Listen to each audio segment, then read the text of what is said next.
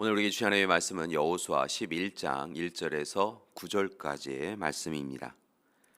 하솔 왕 야빈이 이 소식을 듣고 마돈 왕 요박과 시므론 왕과 악삽 왕과 및 북쪽 산지와 기네로 남쪽 아라바와 평지와 서쪽 돌의 높은 곳에 있는 왕들과 동쪽과 서쪽의 가나안 족속과 아모리 족속과 헷 족속과 브리스 족속과 산지의 여부스 족속과 미스바 땅 헤르본산 아래 히위 족속에게 사람을 보내매 그들이 그 모든 군대를 거느리고 나왔으니 백성이 많아 해변에 수많은 모래 같고 말과 병거도 심히 많았으며 이 왕들이 모두 모여 나와서 이스라엘과 싸우려고 메론 물가에 함께 진쳤더라. 여호와께서 여호수아에게 이르시되 그들로 말미암아 두려워하지 말라. 내일 이맘때 내가 그들을 이스라엘 앞에 넘겨주어 몰살시키리니 너는 그들의 말 뒷발에 힘줄을 끊고 그들의 병거를 불사르라 하시니라. 이에 여호수아가 모든 군사와 함께 메론 물가로 가서 갑자기 습격할 때에 여호와께서 그들을 이스라엘의 손에 넘겨주셨기 때문에 그들을 격파하고 큰 시돈과 미스르본 마임까지 추격하고 동쪽으로는 미스바 골짜기까지 추격하여 한 사람도 남기지 아니하고 쳐 죽이고 여호수아가 여호와께서 자기에게 명령하신 대로 행하여 그들의 말 뒷발에 힘줄을 끊고 그들의 병거를 불로 살랐더라. 아멘. 오늘 말씀을 보면 여리고성, 아이성을 비롯한 가나안 땅의 중부와 남부 지역을 정복한 이스라엘 백성들은 이제 북부 지역을 점령해 갑니다. 그런데 이 일이 절대 쉽지 않았습니다. 왜냐하면 4절의 말씀처럼 북부 지역의 가나안 연합군의 숫자가 해변의 많은 모래와 같고 또한 강대하였기 때문입니다. 그래서 북부 지역을 점령해 가는 것은 절대 쉬운 일이 아니었습니다. 게다가 이스라엘의 요단강 도하 사건, 여리고성 아이성 점령 사건을 비롯하여서 이스라엘의 승리 소식을 들은 북부 지역 왕들은 하솔 왕 야빈을 중심으로 하여서 동맹군을 형성하여 이스라엘을 향하여 전쟁하고자 합니다.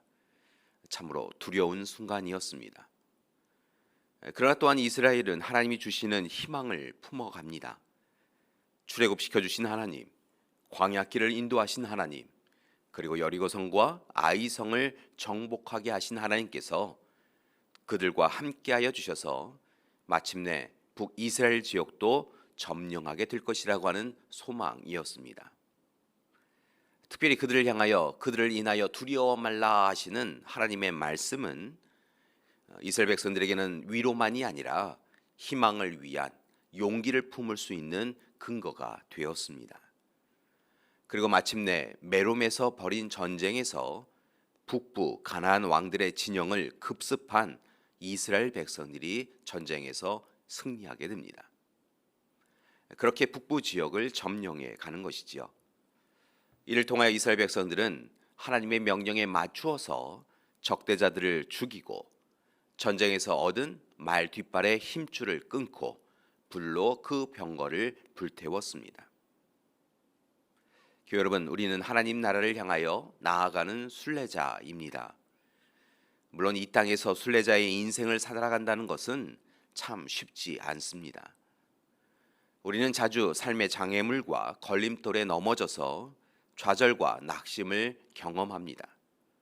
고난과 고통으로 인하여서 우울해질 때도 있고 그리고 무너질 때도 있습니다. 감사한 것은 하나님께서 우리와 동행하시며 돌보시고 지켜주신다는 것입니다. 따라서 이제 우리는 날마다 하나님 앞에서 순례자로서 하나님이 기뻐하시는 삶을 살아야 할 것입니다. 그리고 마침내 승리와 이김의 삶을 살아가야 할 줄 믿습니다. 이를 위하여 부탁드립니다. 무엇보다 우리는 하나님의 사람, 하나님의 자녀라고 하는 정체성을 분명하게 해야 합니다. 이를 위하여 빛의 자녀로서 어둠에 속하지 않아야 합니다. 어둠의 세력과 맞설 수 있어야 합니다. 또한 어둠의 자녀들처럼 탐욕과 욕망에 사로잡혀서 방탕한 삶을 살아서는 안 될 줄 믿습니다. 교만하고 오만한 삶에서 벗어나야 합니다. 우는 사자와 같이 삼킬 자를 찾는 악의 세력에 절대 넘어가지 말아야 합니다. 또한 부탁드릴 것은 하나님의 사람으로 날마다 온전히 살아가야 한다는 것입니다. 하나님의 사람은 하나님의 사람답게 살아야 합니다. 거룩한 전쟁을 이끌어 가시는 하나님께서 돕고 계심을 고백하며 하나님의 자녀로 살아야 할 줄 믿습니다. 이를 위하여 또한 하나님의 손과 발이 되어 살아야 합니다.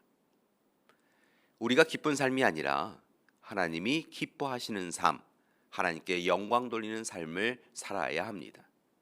하나님을 더욱더 의지하고 의뢰하며 살아야 합니다.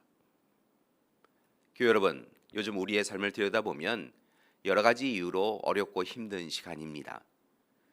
마치 북부 가나안 지역을 바라보는 이스라엘 백성들의 모습과 비슷합니다. 결국 이 시기 우리가 더욱 힘써서 해야 할 것은 어렵고 힘든 일에 대하여서 강하고 담대하게 믿음의 용기를 가지고 살아가는 것입니다. 하나님을 의지하고 의뢰하며 우리의 모든 것을 하나님 앞에 전적으로 내어드리는 것입니다.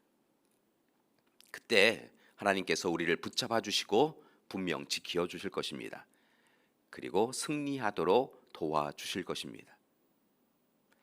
영국에서 한 해 동안 열심히 일한 복음 전도자 무디는 1892년에 가정과 사역에 복귀한다라고 하는 부푼 마음으로 미국으로 귀국길에 올랐습니다.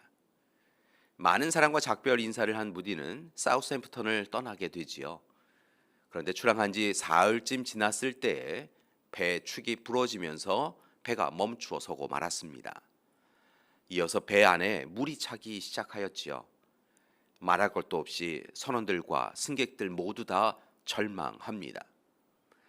언제 배가 가라앉을지 아무도 알 수 없었고 인근에 구조선이 있는지조차 확신할 수 없었습니다. 그런데 불안한 이틀을 보낸 무디가 선장에게 집회를 열게 해달라라고 요청을 합니다. 무디의 제안에 놀랍게도 승객 1000원이 참석하고 참여하지요. 그는 넘어지지 않게 기둥을 한쪽을 붙잡고 성경을 펴서 읽기 시작합니다. 그것은 시편 91편의 1절의 말씀이었다고 합니다. 지존자의 은밀한 곳에 거주하며 전능자의 그늘 아래 서는 자여. 나중에 그때 일을 무디는 이렇게 썼습니다. 내 삶의 가장 어두운 시간이었습니다. 그런데 기도 중에 평안이 찾아왔습니다. 하나님은 나의 부르짖음을 들으시고 영혼 깊은 곳에서 주의 뜻이 이루어지이다라고 고백할 수 있도록 해주셨습니다. 그리고 놀랍게도 나는 그 자리에 눕자마자 순식간에 잠이 들 수 있었습니다. 놀랍게도 하나님은 무디와 선장과 선원 그리고 승객들의 기도에 응답하시고 배를 구조하여 주셨습니다. 다른 배를 보내어서 항구로 예인하게 하신 것이지요. 교회 여러분, 두려움. 이 두려움이라고 하는 것은 우리를 무너뜨립니다. 그러나 두려움의 시간에 하나님께 기도하고 하나님을 의지하고 의뢰하며 하나님의 도우심을 바라면 하나님께서는 저와 여러분을 지켜주시고 도와주시고 그리고 마침내 넉넉히 모든 것을 이길 수 있도록 이끌어 주실 것입니다. 오늘 바로 그 하나님을 만나시는 그런 시간이 되시기를 바랍니다. 두려움과 걱정과 근심 가운데 있으시다고 한다면 오늘 시간 우리의 모든 것 아시는 하나님 앞에 기도하심을 통하여 하나님의 은혜를 누리시는 귀한 하루 되시기를 간절히 기도드립니다.